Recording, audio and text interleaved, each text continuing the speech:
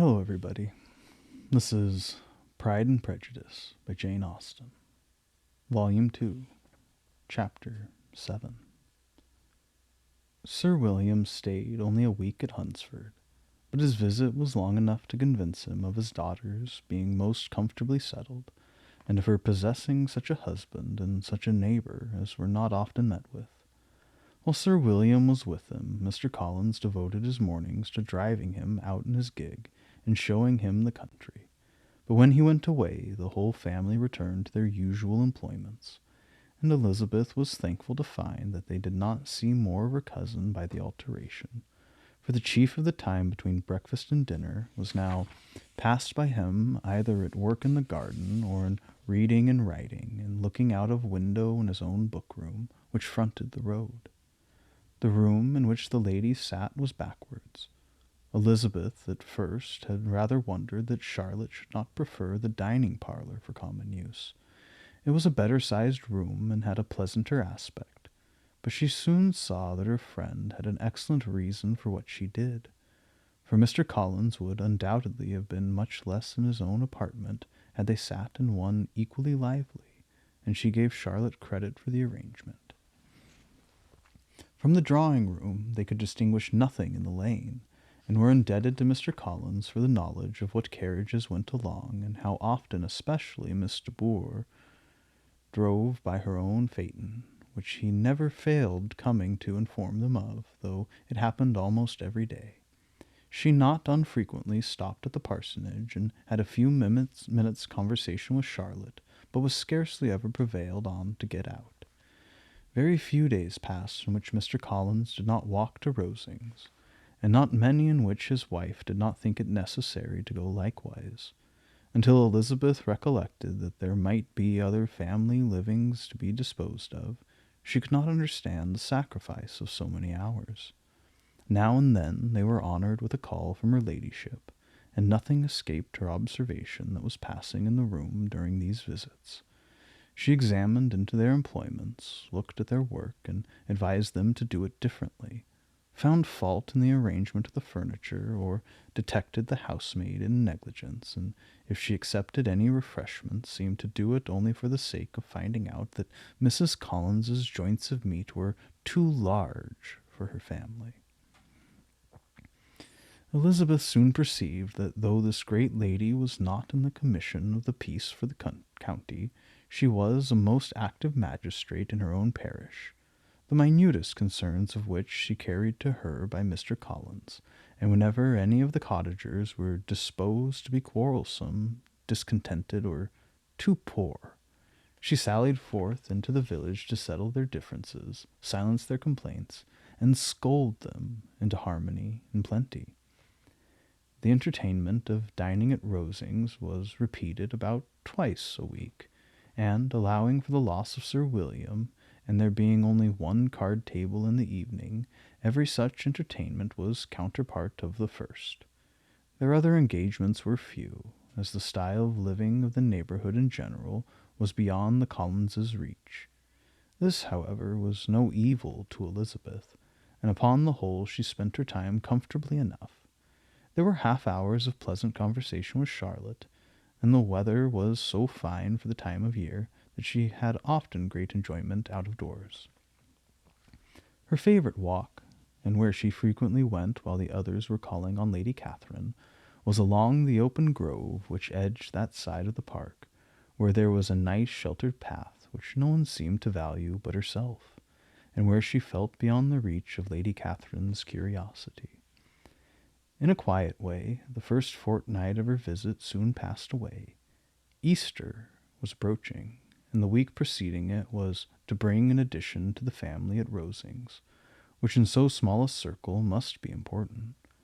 Elizabeth had heard soon after her arrival that Mr. Darcy was expected there in the course of a few weeks, and though there were not many of her acquaintance whom she did not prefer, his coming would furnish one comparatively new to look at in their Rosings parties, and she might be amused in seeing how hopeless Miss Bingley's designs on him were by his behaviour to his cousin, for whom he was evidently destined by Lady Catherine, who talked of his coming in the greatest satisfaction, spoke of him in terms of the highest admiration, and seemed almost angry to find that he had already been frequently seen by Miss Lucas and herself.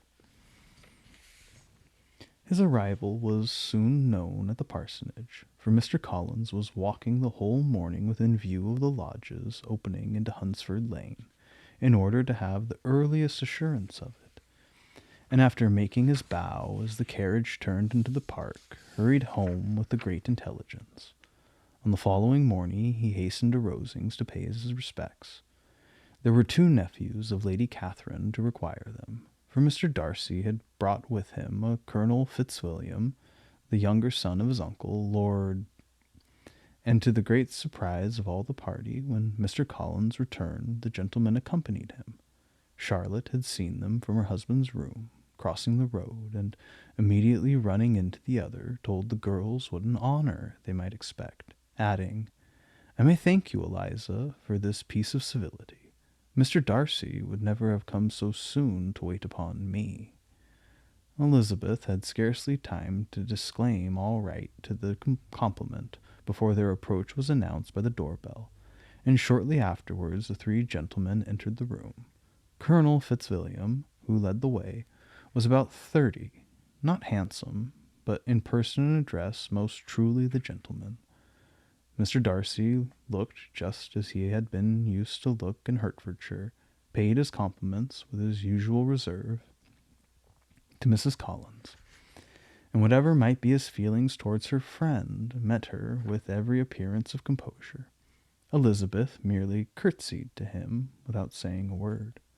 Colonel Fitzwilliam entered into conversation directly with the readiness and ease of a well-bred man, and talked very pleasantly. But his cousin, after having addressed a slight observation on the house and garden to Mrs. Collins, sat for some time without speaking to anybody. At length, however, his civility was so far awakened as to inquire of Elizabeth after the health of her family. She answered him in the usual way, and after a moment's pause added, "My eldest sister has been in town these 3 months. Have you never happened to see her there?" She was perfectly sensible that he never had, but she wished to see whether he would betray any consciousness of what had passed between the Bingleys and Jane.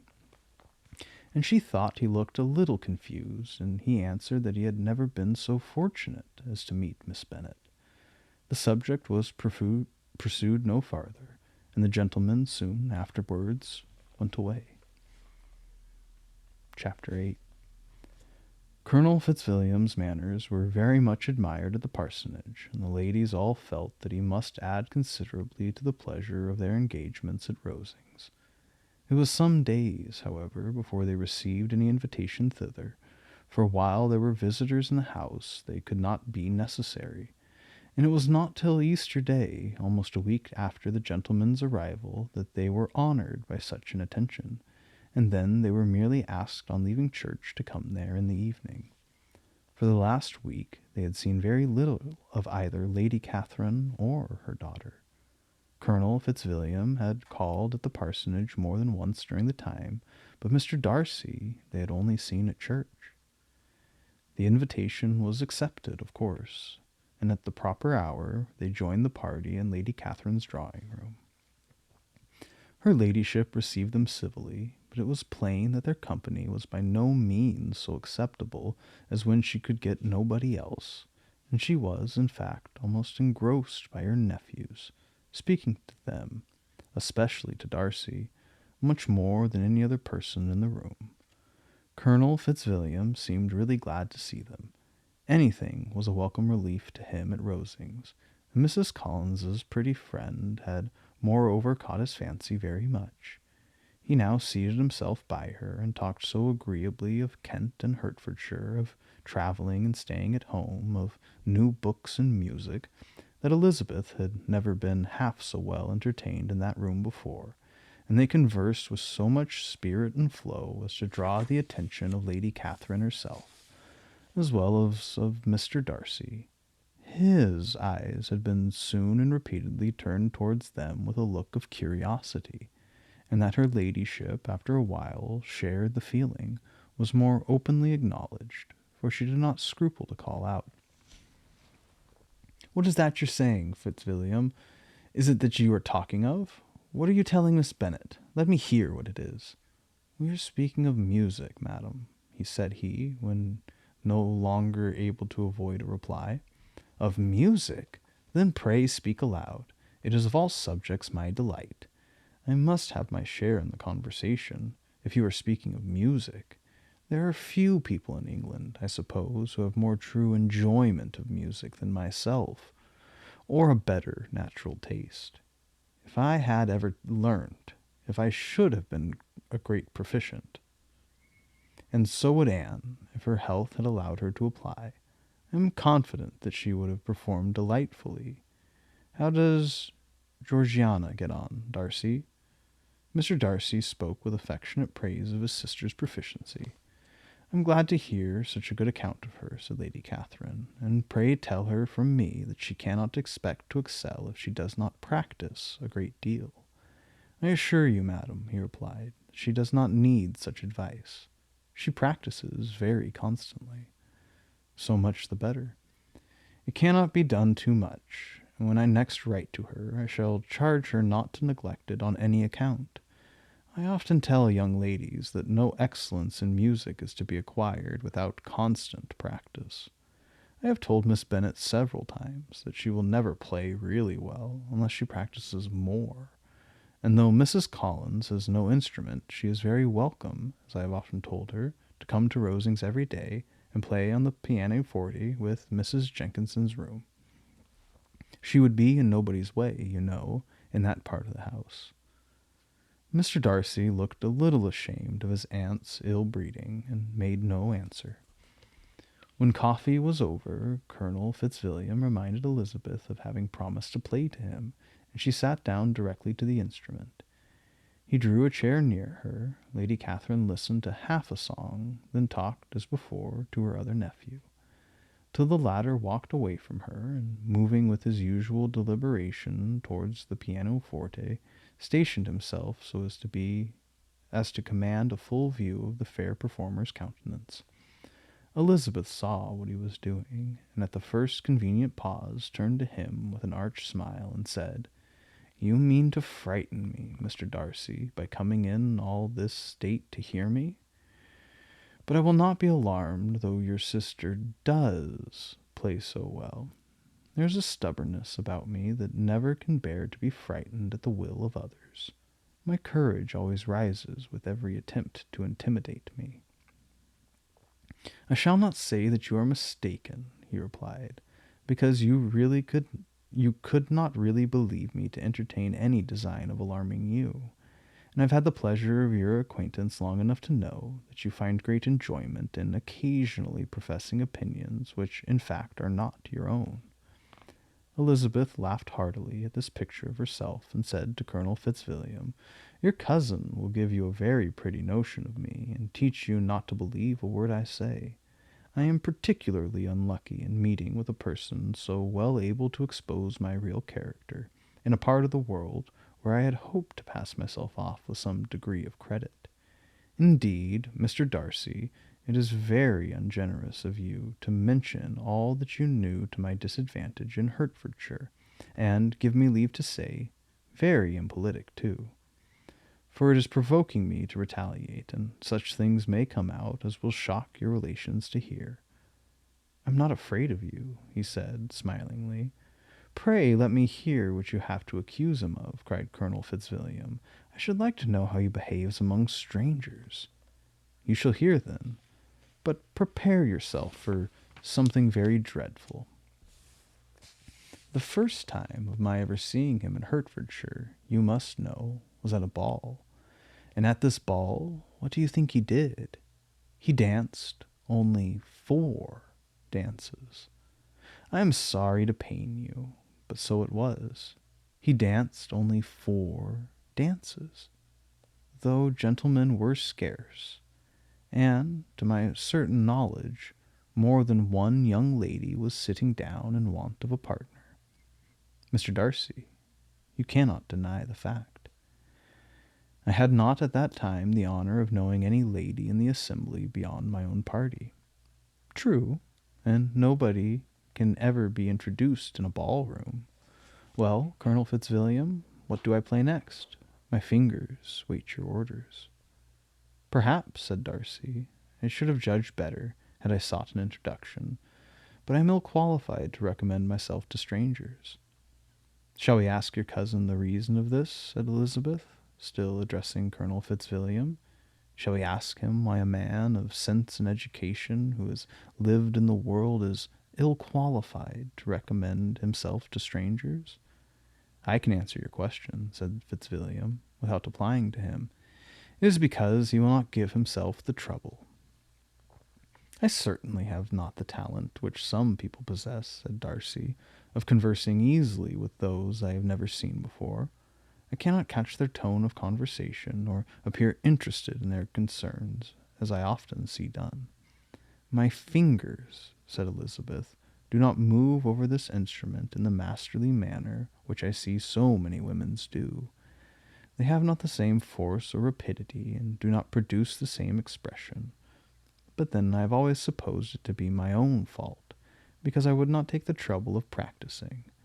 It is not that I do not believe my fingers as capable as any other women's of superior execution. Darcy smiled and said, You're perfectly right. You have employed your time much better. No one admitted to the privilege of hearing you can think anything wanting. We neither of us perform to strangers.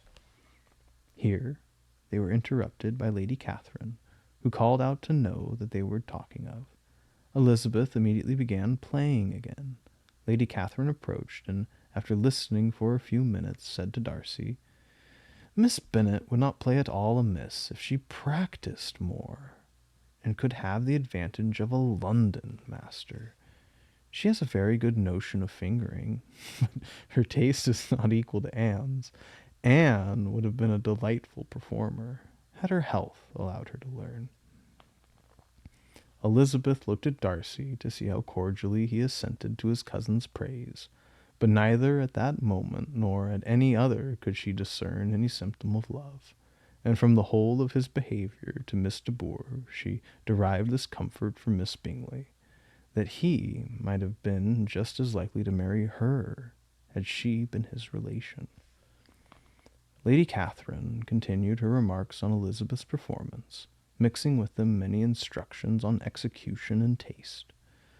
Elizabeth received them with all the forbearance of civility, and at the request of the gentleman remained at the instrument till her ladyship's carriage was ready to take them all home.